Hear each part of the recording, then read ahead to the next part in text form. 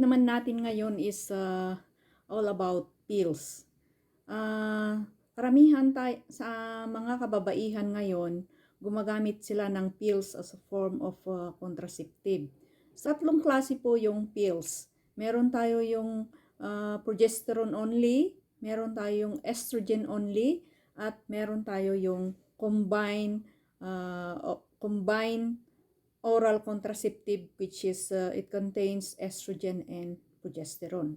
Alin po yung tamang gagamitin ng isang gumagamit ng pills? Ikaw ay bagong panganak lang at nagpapasuso, ang tamang gagamitin mo ay yung progesterone only. Dahil yung estrogen, nagsusuppress po yan ng lactation. Ibig sabihin, pwede niyang pakuntihin yung paksyon ng iyong gatas at baka mawalan pa ng sususuin si baby. Yung progesterone, yun po ay nag-i-increase, nag-i-stimulate siya ng production of milk. Kaya yun yung nababagay sa isang nagpapasuso. Example po ng progesterone only is yung Daphne. Yun po. Tapos yung estrogen only, ito po yung gagamitin yung mga napusot na yung mga anak nila o kaya a regular contraceptive. Pwedeng estrogen o kaya yung combination. So sa mga babae na yung pills na ating ginagamit ay libre lang po ito sa health center. Pero kung gusto niyo gumamit ng mga branded, kagaya ng mga karamihan na ginagamit ng mga kababaihan, minsan nalilito sila kung anong gagamitin. May nagsasabi na bagay sa akin ang Althea, bagay sa akin ang Lady, bagay sa akin ang Dayan, Marvelon, yung mga ganon. So, pag tumingin po tayo ng pills, titingnan natin yung content. Kasi, ang ating katawan ay nagpo-produce din yan ng natural hormone like estrogen and progesterone. So, i-check mo yung content ng pills na iyong tinitake.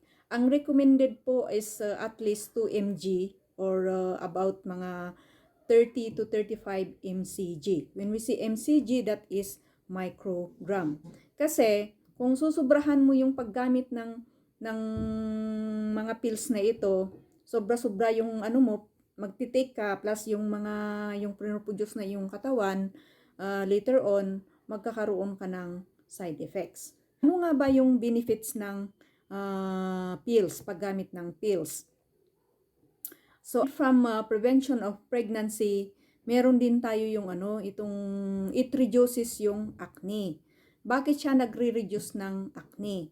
Kasi yung estrogen, kinoconstrict niya yung pores natin. Parang pinapaliit niya yung skin pores para hindi masyadong mag-produce ng oil. Ano kasi yung ng oil?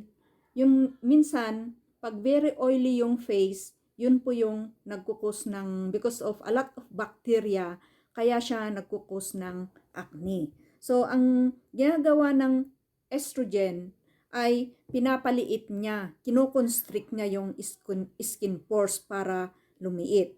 Kung maliit nga naman, walang masyadong lumalabas na yung sebum o tinatawag nating oil. Another benefits is it regulates menstruation. Yung mga babae na nag-take ng pills, at the end of yung last pill nila, normally 2 to 3 days, lumalabas na yung menstruation. Parang nire-regulate niya para maging regular yung kanyang menstruation. Other benefits is estrogen help aid vitamin D in calcium absorption. Ito is to prevent yung osteoporosis. Yung estrogen, parang tinutulungan yung pag-take plus yung pag-take natin ng vitamin D at sa calcium para ma-absorb yung vitamin D at saka yung calcium para ma-prevent yung osteoporosis. Ano ba yung osteoporosis? Osteoporosis is yung parang yung bones natin nagiging brittle siya. When we say brittle, parang yung chicharon na pag ginanyan mo siya parang madaling ma-break, yun yung osteoporosis. So, ang gamit ng estrogen is tinutulungan niya yung absorption ng vitamin D at saka calcium para ma-prevent ang sakit na to, lalo na sa ating pagtanda. Kaya yung mga nagmi-menopause, nag-replacement hormone therapy sila, nire-recommend ng doktor para matulungan din sila na to prevent yung osteoporosis. Aside from having yung mga ma-prevent yung mga premenopausal symptoms, it also prevents yung osteoporosis. So ano pa yung benefits ng estrogen? Another one is it increases serotonin. Serotonin is yung hormone or what we call the happy hormone. So kung marami tayong serotonin, parang happy ka. Pag kulang ka ng serotonin or dopamine, yung dopamine kasi ini-stimulate na yung serotonin, yun yung mga nagkukos ng depression, sadness, or yung mga ganyan. So, pag increase yung serotonin natin, yung happy hormone natin, di syempre, masaya ka. Di ba? It also, yung another one is yung it makes the skin looks young. Oh, bakit it looks young? Kaya marami sa mga gumagamit ay gumamit ako ng Althea, ng Dayan, ng ganito, kuminis yung aking skin, di ba? Sinasabi nila. Bakit? Dahil ang estrogen, it stimulates yung hyaluronic acid. Itong hyaluronic acid, ito daw ay nagbibigay ng elasticity of the skin. So aside from the collagen, meron din tayo yung hyaluronic acid. Anong gamit ng itong acid na to at saka yung collagen? It gives the elasticity of the skin. It makes our skin thick para hindi siya laylay.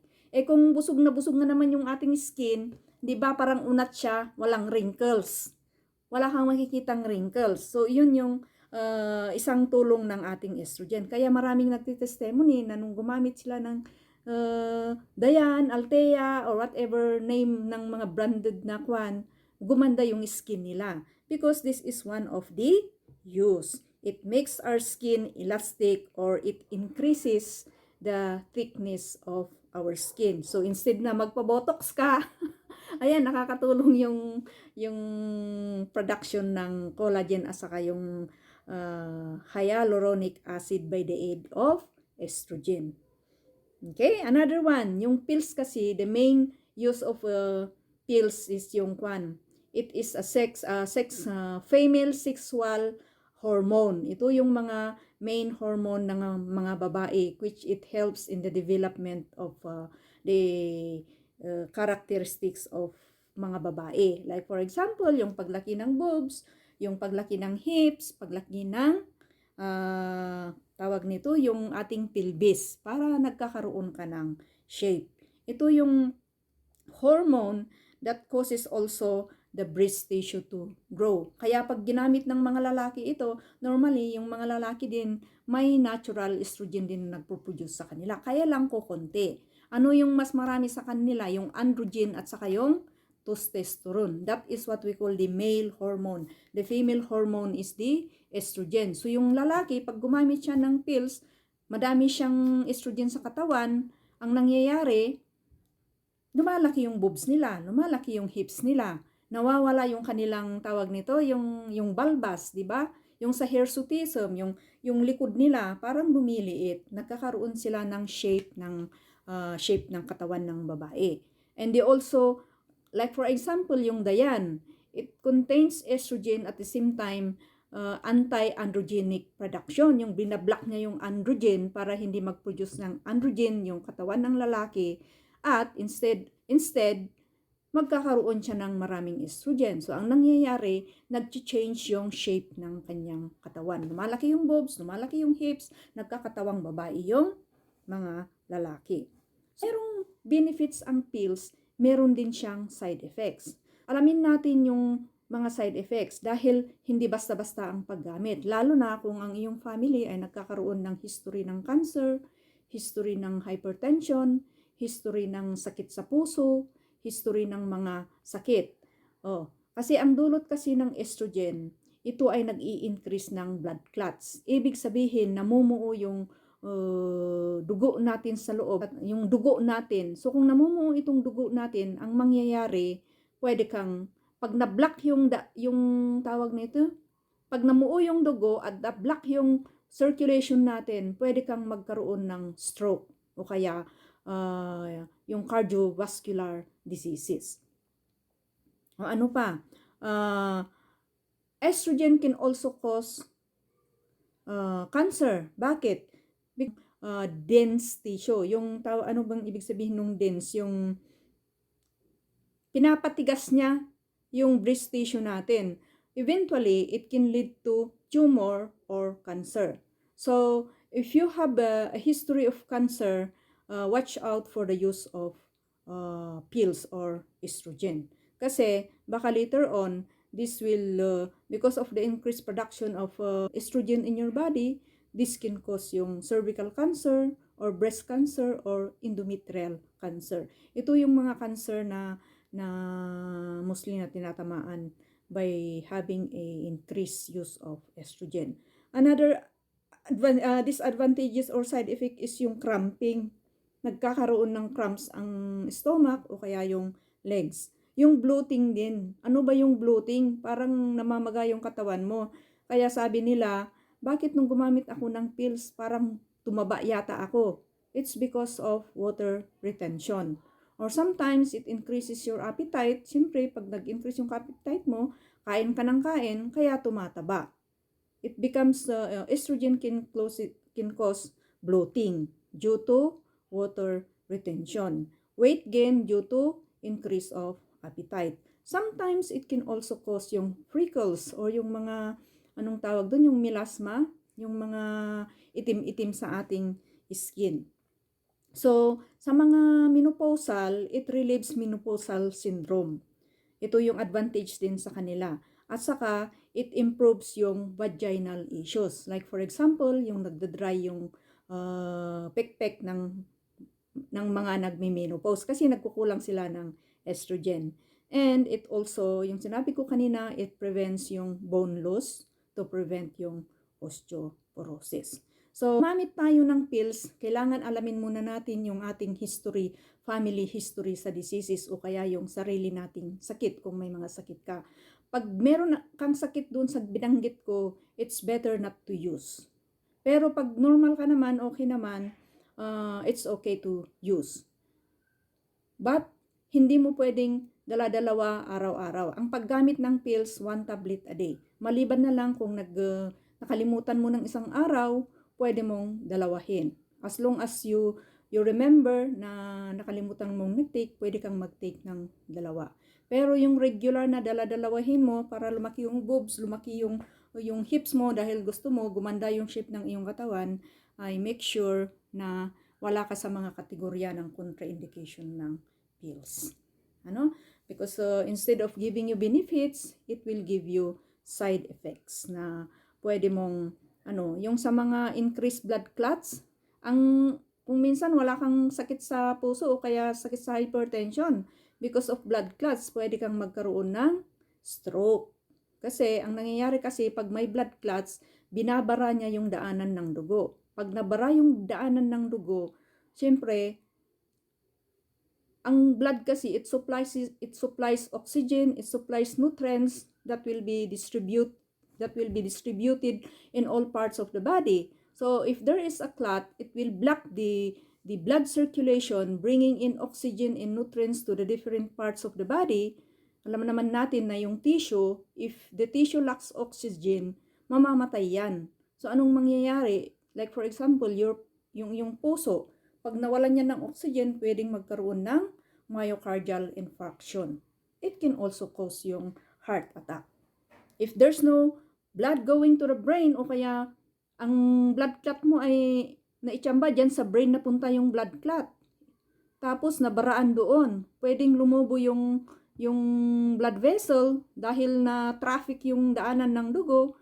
Pwede kang at pumutok yun, pwede kang magkaroon ng stroke. Diba? So, hinay-hinay lang sa paggamit ng pills. So, marami sa atin, sinasabi nila, hiyang ako sa ganyan, hiyan ako sa ganyan. Oo, hiyangan nga ang paggamit ng pills. So, itry mo yung isa. Kung okay sa'yo, then ituloy mo. Kung hindi okay sa'yo, then try the other one. Sometimes you have to check the content. Ano yung content ng pills na yun? Ilan yung dosage niya? Ilan ba yung sabi nating normal dosage is 3 mcg. Meron pa tayong recommended yung mga dosage ng pill dito. So meron tayong 0.45 mg or 0.5 mg. Meron din yung 0.9 or 1 mg, 1.5 mg or 2 mg. So maximum is 2 mg. So you do not need to use more than 2 mg per day. Because if you use, pwede kang magkaroon ng side effects. What you will do is to know if you're eligible for the use of estrogen, progesterone, or combined. Nagpapasuso ka ba? Oh. Meron ka bang sakit sakit sa puso, hypertension, sa family, nagkakaroon ba ng ganon? So, kung nagkakaroon ka ng ganon, you will be at risk for having these side effects. So, pag-isipan mo kung gusto mong gumamit or gumamit ng other form of contraceptives. Although, sa pills, marami siyang benefits. Kung pampaganda, of course, meron. It makes our skin young because of the production of, it will help in the production of collagen in hyaluronic acid, di ba? And then, it will make our skin thick para magiging elastic siya. Oh, ano pa? It will make our skin pores smaller to prevent the production of sebum or oil para hindi ka magkaka-acne. Ito yung mga beauty na kwan. Of course, it increases growth tissue of the breast. It widens the hips. It widens the pelvic para magkaroon ng shape ang katawan ng babae. Pero hindi lahat ito ay applicable sa Sa iba, hiyang sila. Sa iba, hindi. So, yung paggamit ng pills, tingnan mo kung alin yung nababagay sa'yo. But, you have also to check the dosage kung hindi sumusobra ang iyong paggamit. Basta maximum is 2 mg per day. Okay, so I hope nakatulong tayo ng kunting kaalaman about sa paggamit ng pills, the side effects, at saka yung benefits. Salamat sa panunood.